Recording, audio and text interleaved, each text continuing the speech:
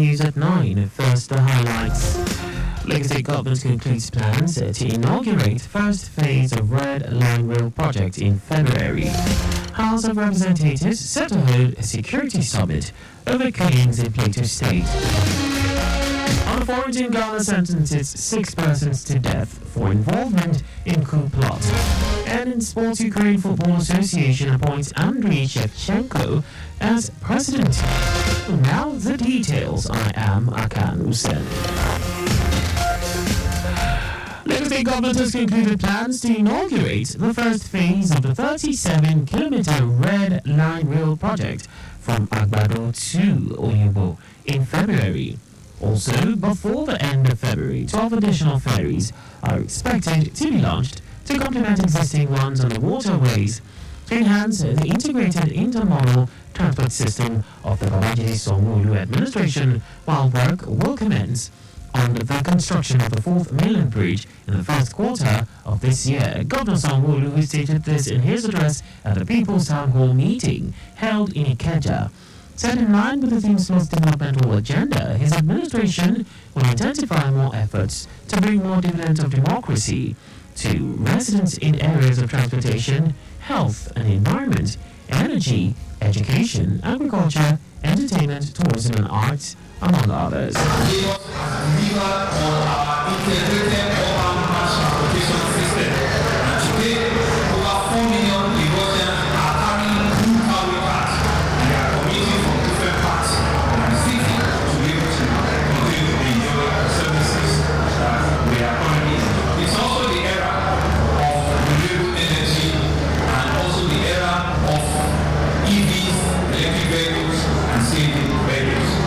Commissioner for Information and Strategy, Benga Omotosho, who described Governor Sanwo-Olu's governance style as unique and effective, noted that the town hall meeting is designed for his administration to render accounts, assured residents that despite the challenges, the ship of the state remains steady because it is in the hands of a tested captain.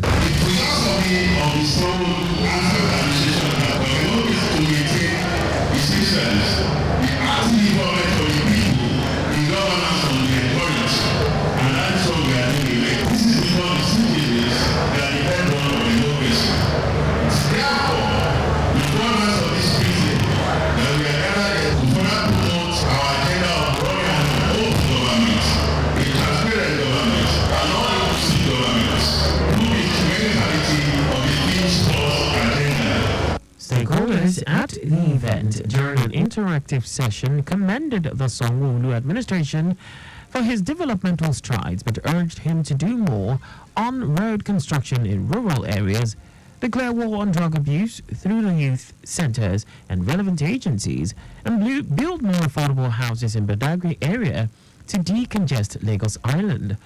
On his part, Governor Babajide Sanwo-Olu, who assured that development will come to the Badagry area, including the Blue Rail Line to Kukumaiko, hinted that Badagry Seaport project is on course and will be actualized.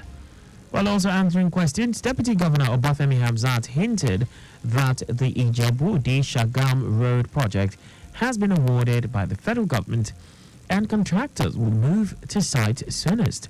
Our correspondent Adiola Kinele quotes the governor at the event, attended by different stakeholders, including traditional rulers, party faithful, top government functionaries, as appealing to all residents to pay their taxes promptly to assist the government in delivering more developmental projects.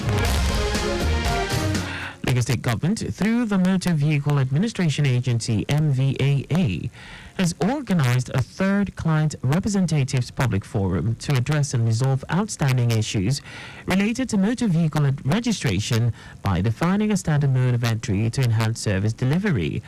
Permanent Secretary, Ministry of Transportation, Olawale Musa, while addressing client representatives across various stations, said the state government is determined to curb all illegal activities in the issuance of number plates without proper procedures, fake vehicle certificates, among others. It is only when we enforce that we can know if a number is fake or not. So, during our enforcement exercise, any vehicle that is seen to be fake, we impound the vehicle. And the person has to be charged to court, and we hand over such people because it's a criminal offense. We hand over such people to the police for prosecution, but it's an enforcement process both by LASMA, VIS, and the police. So that's the only way. General Manager of MVAA, Abdul Rashid Muriokwala, said the agency is ready to create an enabling environment for client representatives to thrive while boosting revenue generation for the state. Muriokwala also said the Motor Vehicle Administration Agency inaugurated the Client Representative Scheme as part of its commitment to create a sustainable, stakeholder-friendly motor vehicle administration system. He urged all client representatives to adhere strictly to the required standards guiding the operations. The Lagos State Traffic Management Authority, LASMA, has promised to collaborate with the Lagos State Sports Commission, LSSC, towards the successful hosting of the 2024 Lagos City Marathon, scheduled for 6:30 a.m. on Saturday, 10th of February, 2024. General Manager of LASMA, Olaliko Bakarioki, stated this during a courtesy visit by top management of the Sports Commission. Bakarioki, who was represented by the Director of Logistics and Engineering, Jibril Oshodi, said the agency will always key into government projects and give unwavering support towards moving the state forward in line with the themes plus agenda of Governor Babajide Sanwo-Olu. He assured officials of the Lagos State Sports Commission that LASMA would always provide the necessary needed support in ensuring that there is free flow of both human and vehicular movement during the marathon. Earlier, the Director General of the Lagos State Sports Commission, Gafar Bolowotan, stated that the courtesy visit confirmed that both the 42 kilometers and 10 kilometers Lagos City Marathon will be holding simultaneously at different locations within the state.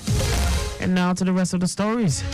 Worried by the recent killings in Plateau State, the House of Representatives is set to hold a security summit. At least 30 people have been killed in renewed violence in the north central of Plateau State, where clashes between Muslim herders and Christian farming communities have erupted for years. The killings and burning of houses have continued in Mango Town of Mango local government area of the state, despite the 24-hour curfew imposed by the government. Reacting to the violence, Speaker of the House of Representatives, Abbas Tajuddin, condemned the recurring attacks in the state in the strongest terms. In a statement by his media aide, the Speaker hinted that the lower chamber will take a strong position upon its resumption from the Christmas and New Year break next Tuesday. The Federal Competition and Consumer Protection Commission, FCCPC, has inaugurated the Do Not Burn Their Future campaign, which aims to curb the alarming rise in young and underage access to tobacco products. Speaking at the launch, Acting Executive Vice Chairman of the FCCPC, Adamu Abdullahi, highlighted the grave risks associated with youth tobacco use, ranging from impacts on brain development to respiratory issues and increased nicotine dependence. Abdullahi said 4.5 million Nigerians aged 15 and above are tobacco users, with more than 26,800 annual deaths attributed to tobacco-related diseases. On his part, the Coordinating Minister of Health and Social Welfare, Mohammed Pate, noted that the campaign by the FCCPC is in alignment with the national objective on tobacco control. And now to foreign news. 6 Ghanaians, including 3 soldiers, have been sentenced to death by hanging for their involvement in a coup plot 3 years ago. This was the first treason trial in Ghana since 1966, when post-independence leader Kwame Nkrumah was overthrown. The 6 were arrested in 2021 while testing weapons in the capital, Accra, to allegedly topple the government. The group, including a gunsmith, pleaded not guilty during a trial that captured the attention of the nation. Meanwhile, defense lawyers say they would appeal against the ruling in the Supreme Court. In now sports, former footballer Andriy Shevchenko has been elected president of the Ukraine Football Association, UAF. In a shared social media post on X, Shevchenko said a big and responsible task lies ahead to develop Ukrainian football in the most difficult time in the history of Ukraine. The 47-year-old told a press conference he will strive to advance the game in the very difficult conditions of the full-scale war. Shevchenko, who is a 2004 Ballon d'Or winner, was head coach of Ukraine from 2016 to 2021, leading the country to the Euro 2020 quarterfinals where it lost to England. Ukraine is currently in the playoffs for Euro 2024 qualification.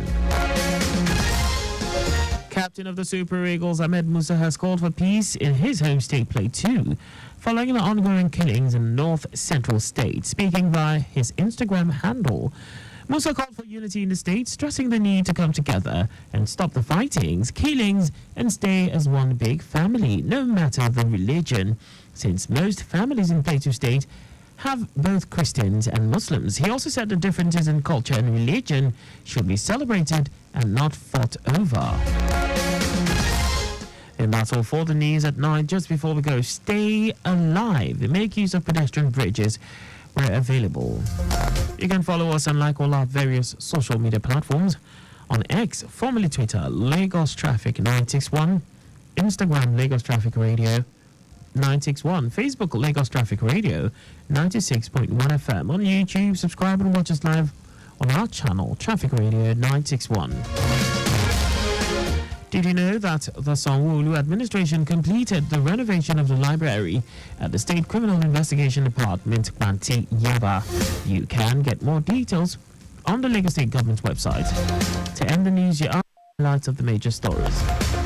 Lagos State Government has concluded plans to inaugurate the first phase of the 37-kilometer Red Line Rail project from Agbado to Onyibu in February.